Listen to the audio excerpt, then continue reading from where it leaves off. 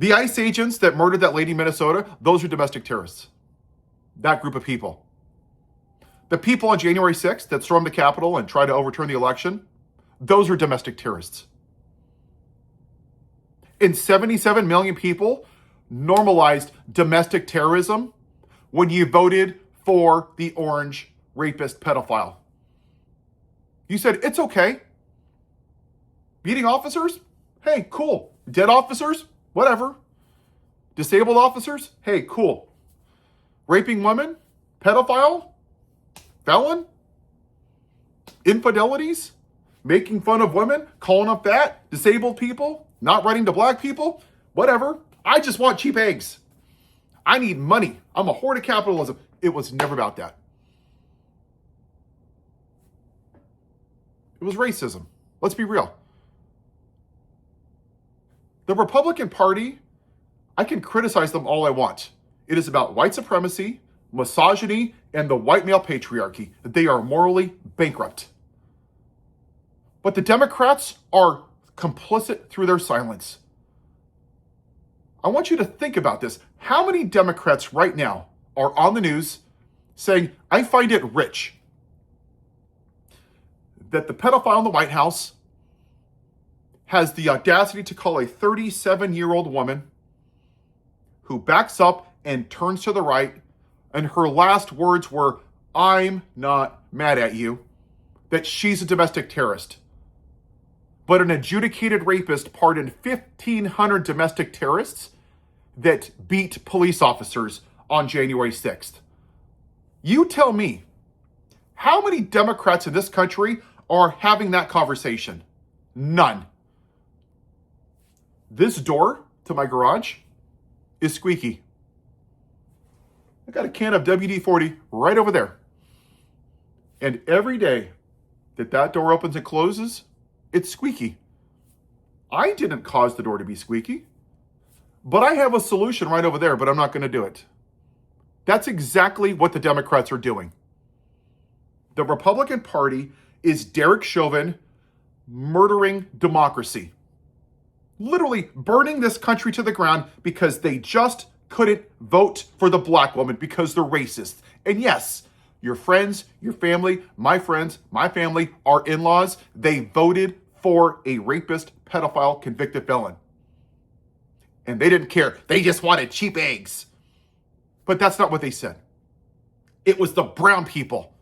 Yeah, law and order, sure. So you thought that the rapist, felon, pedophile was going to bring law and order, the guy that can't even keep his own marriage vows. But somehow the brown people coming from Mexico, they're raping fetuses and they're doing drag show readings and they're buying your $8 million houses and your quality of life is going down the shitter because of the brown people. But you're not racist? Yeah, you are. You're racist as fuck. And the Democrats are just sitting by. Vote for me in the midterms. What do you see, Chuck Schumer? Oh, well, hey, it looks really good for the midterms. It looks like the Democrats might take the Senate. Yay. And if I take over, if once I get my AARP check, I'm hoping that some of my Republican colleagues are going to see the light and they'll come over and do the right thing. And then you got Timu, I got no balls, Jeffries, the working class, the middle class, the working class, the middle class. They're pathetic. They're a joke. Stop saying, Paul, why do you criticize Democrats? Because they're complicit through their silence.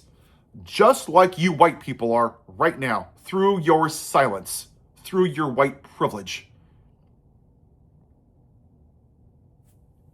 Which led us to the situation here. That this country would rather burn Rome to the ground than have a black woman be president. And every left and right-leaning bro podcast, independent journalism, ooh, this is a Democrat +3 district. Ooh, this is an R+1. Ooh, he has to be more moderate. Oh, he has to do, it's all bullshit. It just is. It's all bullshit. None of them want to address why this country voted for a rapist, pedophile, convicted felon who caused an insurrection over the most qualified black woman. It's because she's a black woman. 249 years into this experiment, half of our country are women. Hell, women couldn't even vote till the early 1900s. Yeah, let's not even talk about that. Black people couldn't even have the right to vote till the 1960s. And right now, the Supreme Court wants to probably overturn that because Clarence Thomas thinks that if he votes with the white man, proximity to whiteness is going to somehow give him privilege. That's why we're here. And we keep kicking the can down the road. And too many people think that the Democrats are going to save democracy. No. If the Democrats win, what white people are saying is, things are really bad. I don't like what's happening. I hope they'll stop the bleeding.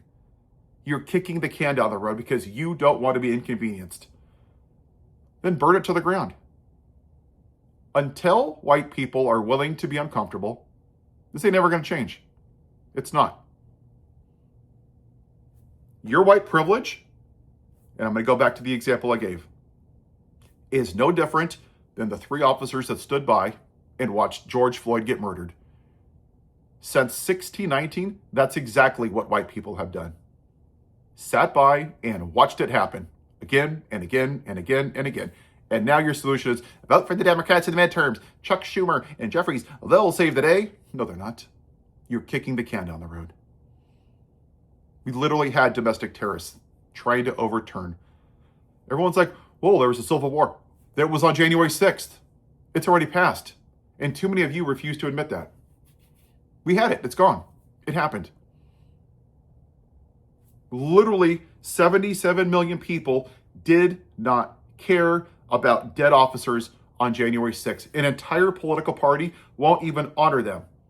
But a racist piece of shit podcaster who jokes about gay people being thrown out of buildings in Gaza, who talks about the white replacement theory, who says Harris is Black Hillary, who asked for the execution of Joe Biden, who said Justice Jackson is a DEI hire because she's black, she must not be qualified, who questions if a black pilot is qualified. Somehow that guy gets put on Air Force 2, gets a day of remembrance, and gets worshipped like he's a deity because he's a white racist.